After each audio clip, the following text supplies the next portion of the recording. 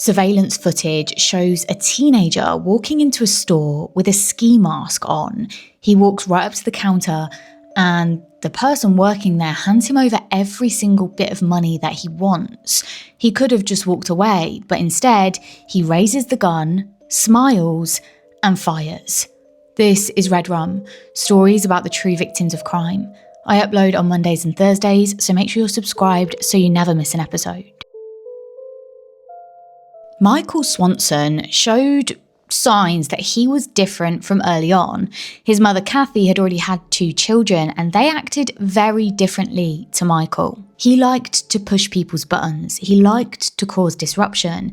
And when he was just a young child, he would run around his daycare, disturbing the other kids who were already asleep in their nap time. He would make sure they were all awake, and it was only then that he would go to his napping place and sleep soundly. And Michael's mum, Kathy, speaks a lot about how from early on, she just knew that Michael was different, that he liked to push people's buttons, and his main goal was disruption. She knew that she had to be on high alert at all times around him. Now, eventually, Kathy ended up having to travel for work. This was quite new for her, and Michael really struggled with it. He told her he did not want her to go, he did not want her to be away from him, but even so, Kathy had to work. She needed the income. And so she would go off and travel as part of her work commitments. And one time, while she was there, her phone rang. She answered the phone and it was her husband Bob back at home. He said that Michael had gotten into some kind of incident. Now, he didn't have all of the details. He said that was because Michael wasn't massively clear in what had happened. But the basic facts were that Michael had come home, he'd gotten a bloody nose, and he told his dad that basically someone, a little kid, had come up to him, tried to steal his bike, and punched him in the face. Now, at the time, Bob thought, okay, this is a one-off, this happens, you still got your bike, it's not the end of the world. But then, the next day, Michael goes out again on his push bike, and when he comes back, he's got another bloody nose, saying that the exact same thing happened again, only this time, it was a completely different kid. Now, this kept happening. It happened for the entire rest of the week. And so when Kathy eventually gets home, she talks to Michael about this. She says, I don't believe that this happened to you. I need to know the truth. How did you get a bloody nose? And why is it happening over and over again? And that is when Michael looked her in the eye and says, I lied. That's not what happened. Now, at this point, Kathy is just thinking, right, how can I support you? What do you need from me? What's really going on? But Michael turns to her and says, no one hit me. I did that to myself. He had self-inflicted these wounds because, in his words, he missed his mom and didn't want to be without her. Now, I will say here that Kathy has only just started working away, and actually the reason she started working away is all to do with Michael. She, at one point, actually ran her own daycare, and she would have Michael there as part of that.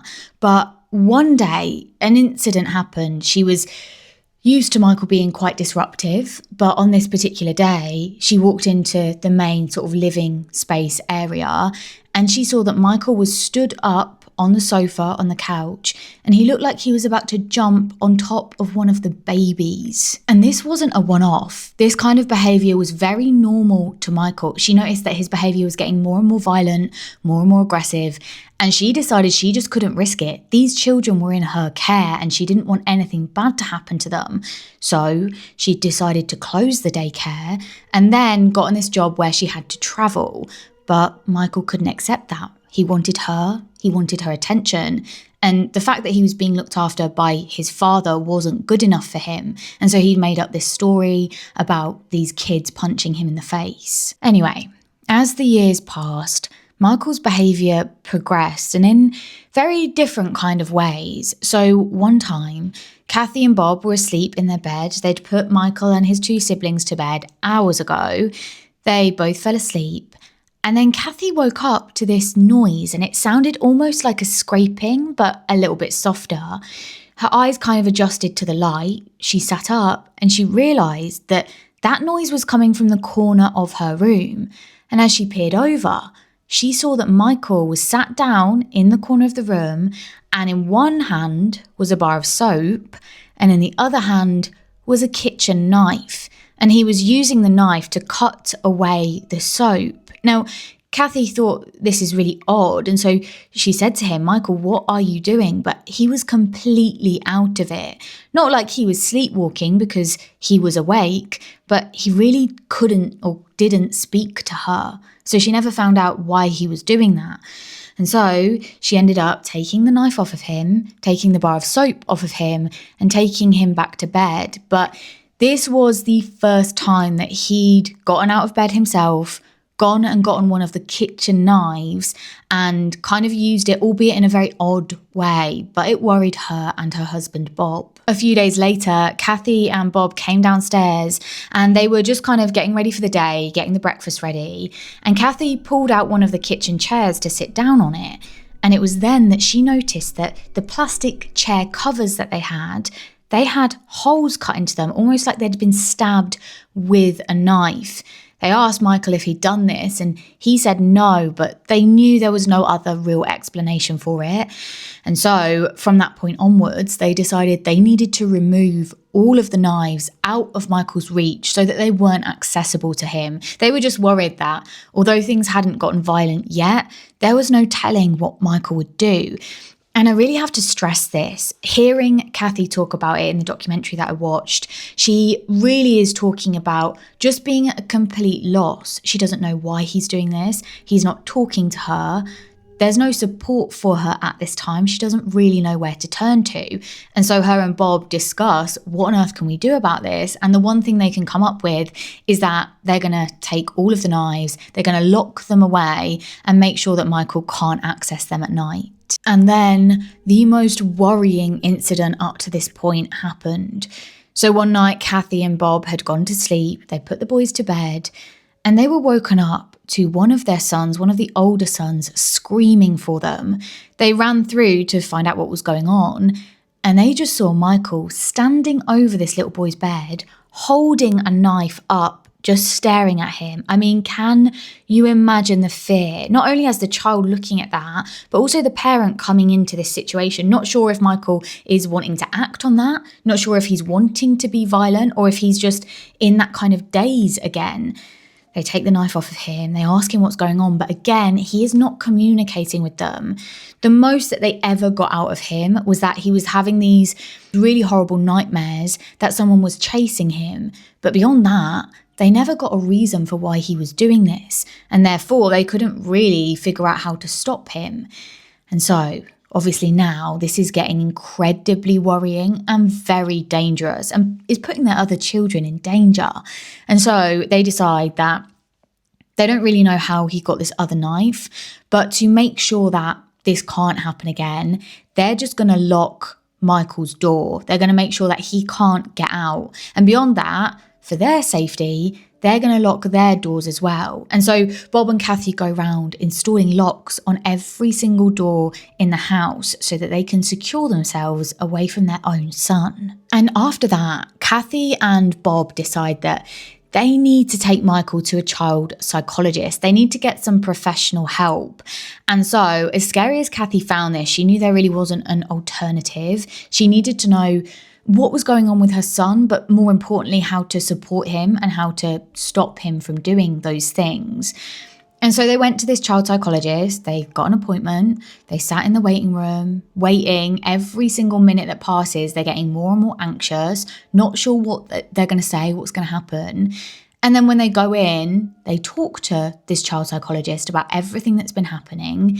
Michael is assessed, but they are so unbelievably disappointed in the response that they get. This child psychologist basically said to them that kids go through these things, they have developmental changes, and so it's actually just something that they're going to have to deal with. And aside from this, he did offer them some medication to try and help them, but it really wasn't supported in a it seems, very effective way. They say that Michael was almost like a zombie on this medication. They weren't looking at a little boy anymore. They were looking at someone who was almost completely detached from reality, and they realized they could not keep their son on these medications. And after that, Kathy went back to the child psychologist and said, look, these medications that you've given us, they just aren't working. What are the other options that we have? Even other medications, but anything else that might be able to help him. And the child psychologist said that if she was going to take him off the medication, then there were no other options other than to have him sectioned. And it really seems, and this is a theme that keeps coming up over and over again, it seems that both Kathy and Bob are really, really trying to get support. They're trying to get help, and they're just being met with nothing at every single stage. So her options at this point are send your child to a facility or deal with it yourself. And although they've been dealing with it themselves up to now, they know that it's been incredibly difficult. And of course, they've got their other children at home. But at the same time, sending their son to a facility where up to this point, they haven't had very successful medical care. No one's really understood what they're saying, how bad this is with their son. And so they decide, look, we will just try for a little while longer. We are going to try to do this ourselves. And in an interview later on, she does say that she really wishes, and she would do this now if things were different, but she really wishes at the time that she had pushed with that psychologist, that child psychologist, to give her more options or some support or guidance. He was just like, this is your option, and if you don't want to do it, then tough luck, you're on your own. And so Kathy and Bob bring Michael home, and they continue on with their lives as normally as they possibly can. And things do continue kind of normally for a little while. But it isn't long until Kathy's at home one day and she hears a knock on the door, and it's a really aggressive knock. You know those ones you hear where you're like, oh God, who is this turning up at my door? It's very clear it's not a friend who's just popped by for a cup of tea. It is someone who has something to say and is angry about it. And she knew at this point Michael was out of the house. He'd gone out to play. So of course, her mind is going overtime. She's wondering, who is this and what has Michael done? So she opens the door, and standing on the other side is Michael, and he's stood next to a neighbour, and the neighbour is furious. The neighbour informs Kathy that Michael had a knife with him and he'd been threatening some of the younger boys. Obviously, this is incredibly frightening and scary for the neighbour, but also for Kathy. She really doesn't know what to do in this situation. She's incredibly apologetic, says it won't happen again. But the honest truth of it is she doesn't know if it might happen again. And so the neighbour says to her, look, I'm sorry, but this is the last straw. If you do not sort your son out, if he ever is found outside the house near my children again with a knife, then I'm calling the police. And to be honest, I mean, he's really young at this point. He's like 11 or 12 years old. But at that point, I don't know, if someone had a knife round here and was playing with my kid, I think I probably would call the police straight away. But look, I don't have kids. I don't actually know how I would deal in that situation. I just think it's such a serious thing. And just the level of kind of fear that would invoke in not only the kids playing out and about, but also the parents, it is difficult to kind of comprehend. And Kathy really feels this too. She's at the end of her tether. She doesn't know what to do. And so she ends up taking Michael to a place called an emergency behavioural centre. So this is somewhere where if anyone's going to be able to help Michael, it's this place. But yet again, and I don't know how many times I'm going to say this in this episode, but yet again, she is dismissed. They basically had said that Michael wasn't that bad, and so they weren't able to help him. I don't know what kind of behaviour they are expecting for it to be that bad that they're going to help these kids. But in this case, they dismissed him. Again, Kathy and Bob are dismissed, and they say, look, just go home and figure out a way to deal with it yourself, because we don't deal with this. We can't deal with this kind of thing. And so here we are again. They go back home and they try to deal with things as normally as they can.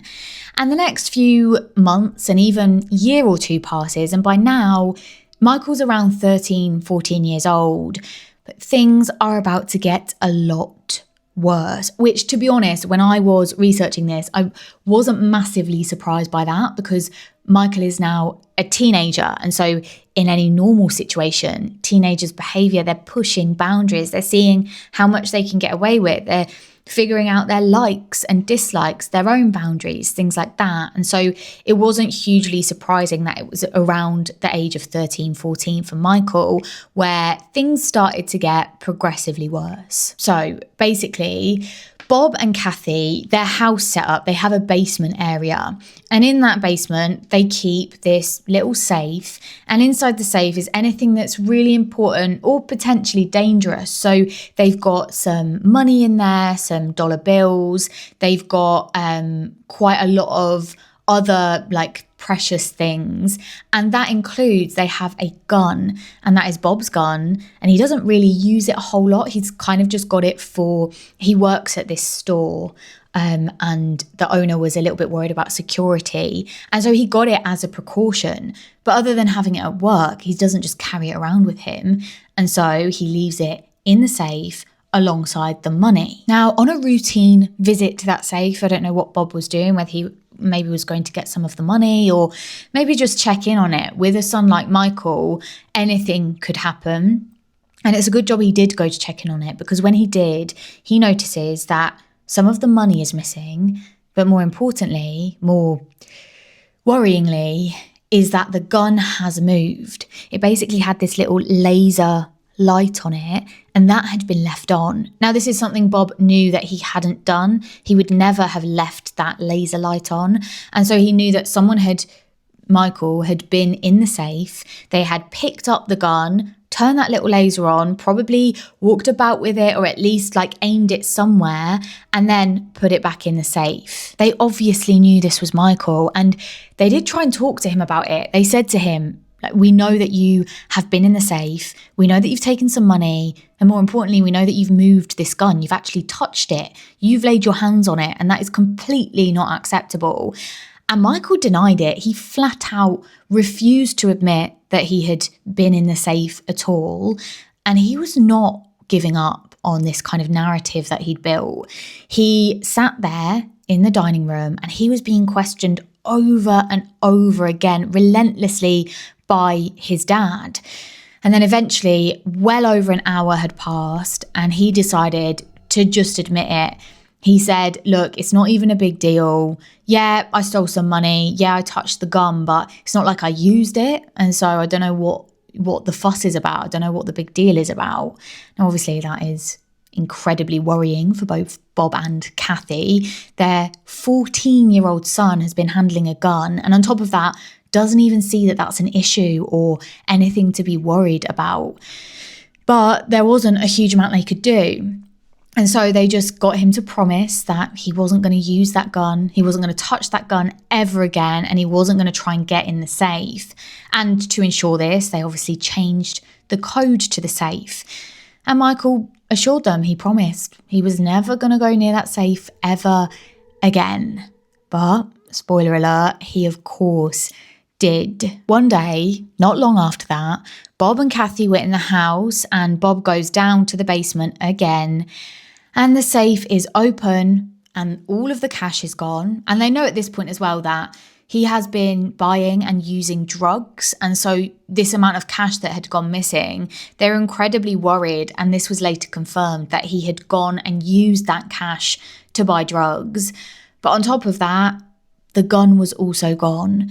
And when they went and looked around the house to try and find Michael, they realised that he had gone too. So now they have a missing son, they have a missing load of cash and a missing gun. They called the police and they reported this immediately. They reported their son as missing and gave them the context as to what he'd taken. And so police immediately start searching for him, and thankfully they do find him pretty quickly. He's not far, he's just hiding out at a friend's house. And so they bring him back to the home, back to Kathy and Bob. And when Michael was brought back, Kathy asked him, why did you do this? Why did you run away? Why did you disappear?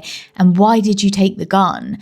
And he turns to his own mother and he says, I was so worried that I was going to hurt you that I thought I just have to leave. I have to get out of here, or I don't know what I will do. I mean, can you imagine the fear of your own son saying that to you. It's unbelievably scary, I think. And also in that situation, like, what do you do next? And I think the way that Kathy is feeling here, it's very clear in some of the research materials that she is at the end of her tether, but she also doesn't know what to do. Like, she's tried an awful lot. And she's at the point now where she lives obviously in the house with her 14-year-old son. They've got 2 other kids who are older than Michael and the husband, Bob. But when they're all together, they've kind of got their routine. They go into their bedrooms at night. They've still got the locks on the doors. Things feel relatively safe, or as safe as I suppose they're used to them feeling. But on this one particular night, Bob had gone out to his nearby cabin. He's going to be there all night. The other 2 boys, the older siblings, they're both out at friends' houses on sleepovers for the night. And so it's only Kathy and Michael in the house. And Michael's 14 at this point, so he's not going to bed early. Kathy is wanting to go to bed, and so she goes into her bedroom. She locks the door so she's safe from her own son. Like, that's literally what she's thinking about. She's having to think about that every night. So she goes in, she locks the door, and she just sits there and she is listening to every creak, every sound that happens as Michael walks past, as he's in his room. She's terrified that he's thinking up what he's going to do to her, if he is actually going to hurt his own mum. And she could not sleep that entire night. She knew that obviously she doesn't want to be living like this, but she doesn't really know what her other choices are. And this has gotten so bad that the couple, Kathy and Bob, have decided that just in case their son does manage to get into their bedroom and they are there in danger and their lives are in danger, they should have something to protect themselves. And so on the bedside table, they have gotten a wrench, which they figure if they need to use it, they can beat Michael with it. They can get him off of them. They can protect themselves. But Kathy admits in one of these documentaries that she's actually not sure if she would be able to do that. As much as she wants that protection, she feels she needs that protection. The thought of actually using it isn't something she thinks she could ever do, but at least she's got the option. So, obviously, things are bad. Things are really bad. Kathy knows that she can't live like this. It's not healthy for her. It's not safe for her other children as well. And so she speaks to this police officer, one of the officers that actually found Michael when he'd gone missing that time and brought him home. And she says to them, look, I am at the end of my tether. I do not know what to do. And this police officer says, look, there is this group home program that we can submit him into. He'll go there for a short period of time, just a month, 30 days. And when he comes out, he'll have learnt new skills. He'll have been dealt with in a really professional way that hopefully will help some of his behaviours. And so Kathy thinks, great, this is exactly what we need. And so, yeah, she sends him there to this group home facility. And she says she leaves him there thinking, like, she leaves with some hope. For the first time in a long time, she has hope that there are professionals working with her son and he might come out and, look, she's not expecting miracles, but she is expecting that hopefully something will have shifted. But just 1 week later, she gets a phone call. So he's obviously supposed to be there for 30 days, but after just a week, they get a phone call from the home manager, and this manager says, you need to come now and you need to come and pick up your son. And so they arrive at this home. They don't know what's gone on. And the head of the home sits them down in her office and she says, Michael has gotten into some kind of argument with the counsellor, one of the counsellors. And this argument has gotten so bad that he grabbed the nearest thing to him, which happened to be on the wall. There was a fire extinguisher. So he grabs this fire extinguisher, firstly sprays it on this counsellor, and then he throws it at him. And because of that throwing action, because of the force of it, that is actually classed as assault. And it was beyond what they were willing to deal with in that centre. And so Kathy and Bob had to take him now. Now, that assault was an official charge. And so Michael was convicted, and as part of his sentencing, he had to go and do some voluntary work. Now, it doesn't seem like the rules around this voluntary work were very specific. And so he actually ended up managing to go with his auntie, so his mother's sister, to go and do some voluntary work at where she worked. It's basically doing some community service at Pioneer Park in Annandale. Now, he was supposed to be there for a while, but after just a few days, Kathy gets a phone call from her sister. And her sister says, look, I've tried, but I need to bring him back. He has stolen $250 from this nonprofit, and he's not admitting it, but we know it was him. And the aunt, obviously she'd confronted him. He said he hadn't done it, but she doesn't let him off the hook. She says, I know you have. You need to return that money and apologise. And then the aunt kind of goes about her day and thinks, right, when he's ready, he'll apologise and we'll kind of get back to it, or he'll return home, whatever the next steps are. But something worrying happens in between that time.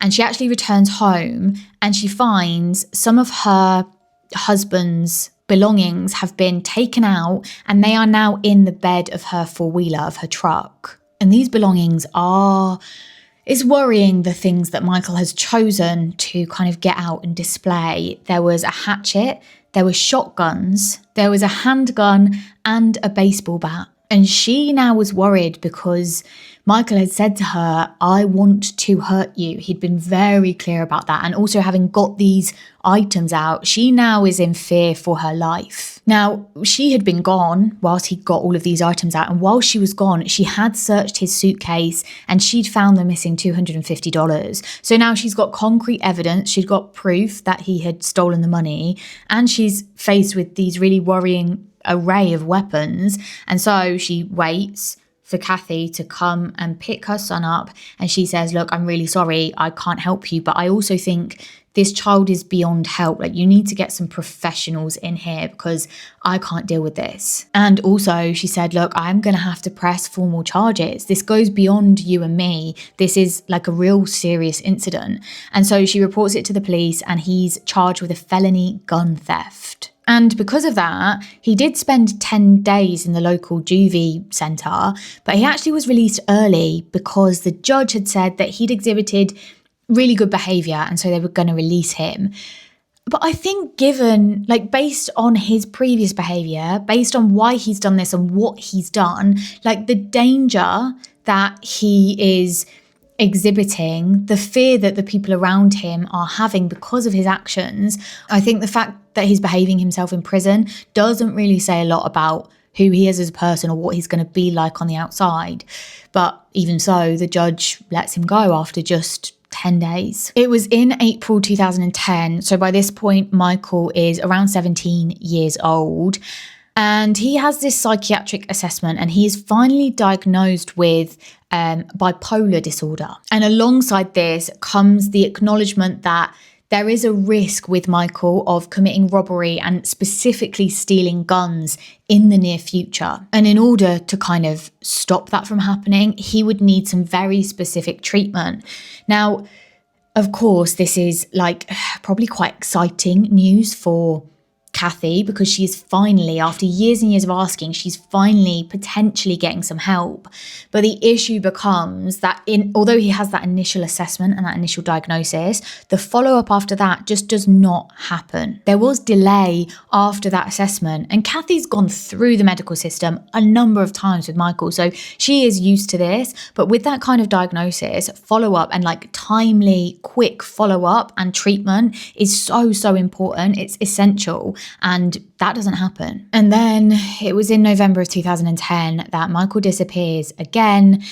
And this time he's stolen Kathy's car, and he's nowhere to be found. And this is where this case really ramps up. And I cannot stress here enough about how Kathy and Bob are feeling, how scared they are of their own son. Like, it's spoken about that Bob is arming himself and like looking out of the window constantly, just checking to see, because they don't know which way this is going to go, which I think is probably not only incredibly exhausting, but also like so confusing and hard to deal with. You don't know if your son's going to call you and ask you to pick him up because he's stolen your car and crashed it, or he doesn't want to be out anymore and needs a lift back or whatever, or if he's going to come home with a gun and try and harm you as he's spoken about doing before. You don't know which way it's going to go. And all this while, he is still your son. So how they're able to deal with that, I just don't know. So anyway, later that afternoon,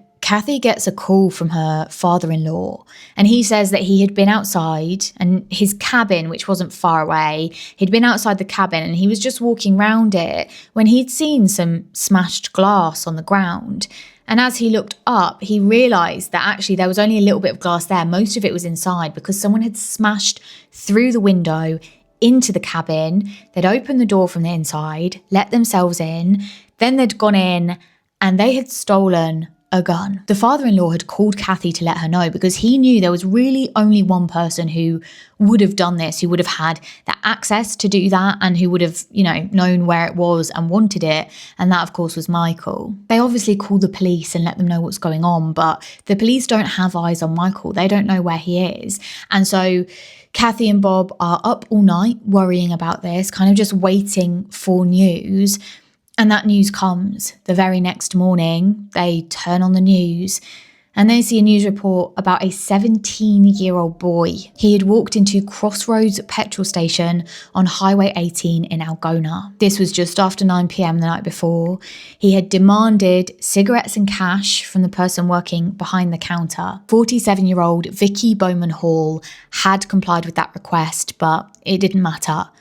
The 17-year-old boy had raised his gun, smiled, and then pulled the trigger before leaving out the same door he came in. Vicky Bowman Hall was a mother of 11 children, ages ranging all the way up to 27 years old, down to 5 years old. She had little babies and she's just been shot dead for no reason at all. Her daughter, Julia, would later say that her mum was the rock of the family and that she worked 60 hours a week, every single week, to provide for them. That's what she was doing there that night at the gas station. Quote, she never asked for anything from anybody. Julia also spoke about how much of a wonderful grandmother her mother was to 7 grandchildren, speaking about how she'd have them over to the house when she had a little bit of time off over the weekends and she'd make them pancakes and hang out with them. They were her pride and joy. Julia did actually make it to hospital whilst her mother was still alive and on life support, and she was the one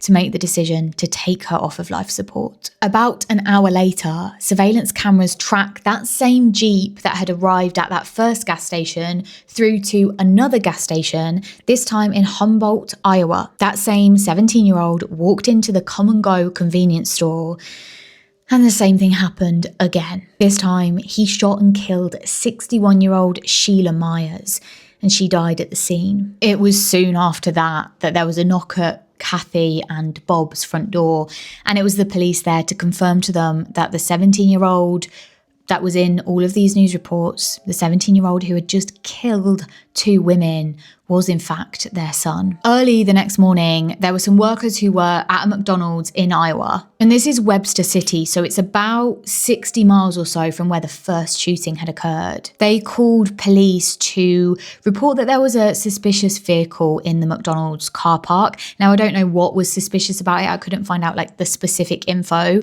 but something made them call police. And we have dash cam footage showing the police arriving and arresting Michael there. In the Jeep, they also found a ski mask, camouflage clothing, and a gun. And investigators said that casings found at the scene of Sheila's murder matched the gun that they found in that Jeep. And Michael confesses pretty much straight away. And the interrogation footage is honestly one of the most chilling things I have ever seen. He speaks about it so matter of fact. He literally stands up and shows the officer what he did. He shows the officer how he pulled the trigger, where he pointed it in the women's faces. He even speaks about feeling powerful and says he doesn't care about what he's done.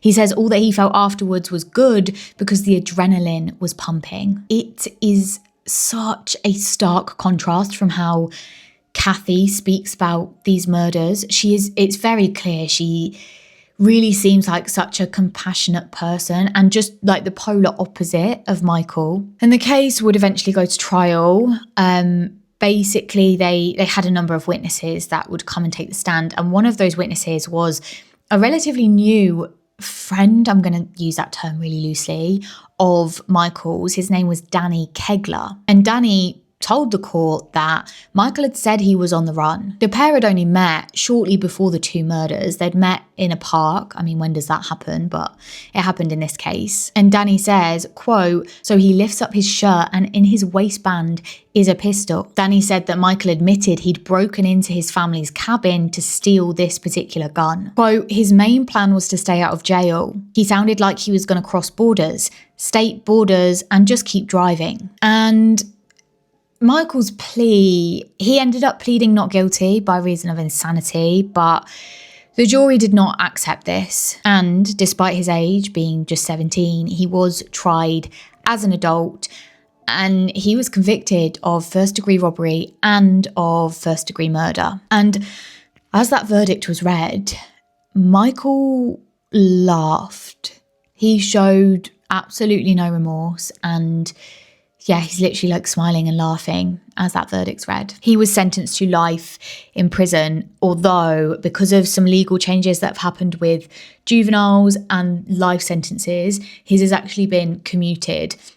And so he now has a sentence that will last for 60 years. And sorry, what I mean is that he'll be eligible for parole after 60 years. So of course, there's no guarantee that he will get out. And to be honest, the way he's going, it doesn't seem like he will get out, because whilst he was in prison, he's actually, now I think this is the latest that I could find anyway.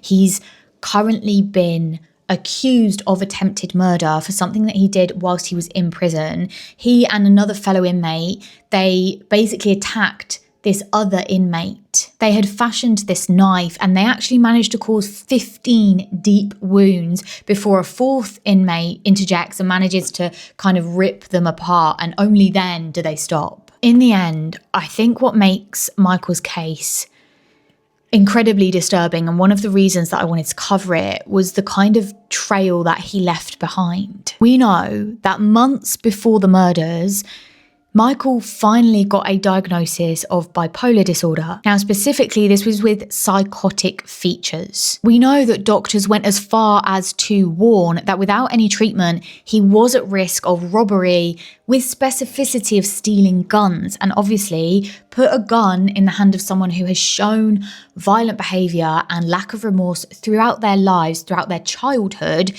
then it's going to be a dangerous situation. And to be clear, we know that the majority of people with bipolar disorder, with psychotic features, they do not become violent, especially if treated appropriately. But in Michael's situation, his untreated symptoms, compounded by this really poor support that he's had his entire life, even though his parents have literally been fighting for it, all of those kind of missed opportunities, it's just created the perfect kind of storm. And the result of this, of course, was devastating. We have two women who have lost their lives and their families have to deal with that. Looking at Michael's case, I think this is something where, like, the first thing that came to mind for me was nature versus nurture. We know that Michael had two older siblings who have never, ever exhibited, as far as I could see, any kind of signs of violence or aggression.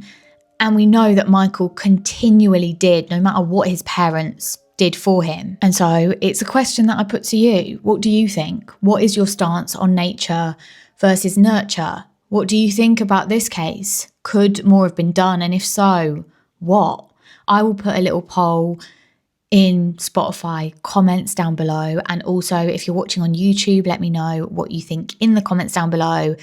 This case was, pretty awful. But thank you for joining me for today's episode of Red Rum.